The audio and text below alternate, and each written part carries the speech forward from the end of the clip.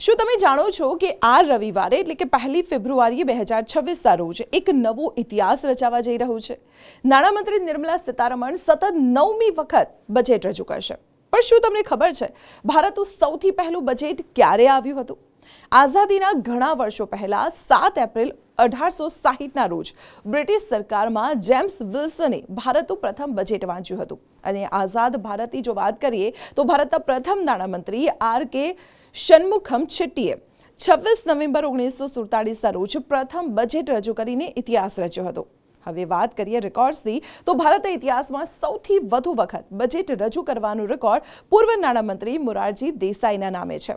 તેમણે કુલ 10 વખત બજેટ રજૂ કર્યું હતું, જ્યારે પી ચિદમ્બરમ 9 બજેટ સાથે આ યાદીમાં બીજા ક્રમે છે. જ્યારે આર્થિક સુધારાના જનક ગણાતા ડોક્ટર મનમોહન સિંહે કુલ 5 વખત દેશનું બજેટ રજૂ કર્યું હતું. પરંતુ નિર્મલા સીતારમણ એક અનોખો રેકોર્ડ બનાવી રહ્યા છે. એક જ વડાપ્રધાનના કાર્યકાળમાં સતત 9મી વખત બજેટ રજૂ કરનારા તેઓ પ્રથમ નાણામંત્રી બનશે. તો આ વખતના બજેટથી તમને શું અપેક્ષા છે? ટેક્સમાં છૂટછાટ કે મોંઘવારીમાં રાહત? કમેન્ટમાં જણાવો અને આવી જ માહિતી માટે જોતા રહો સંદેશ ડિજિટલ.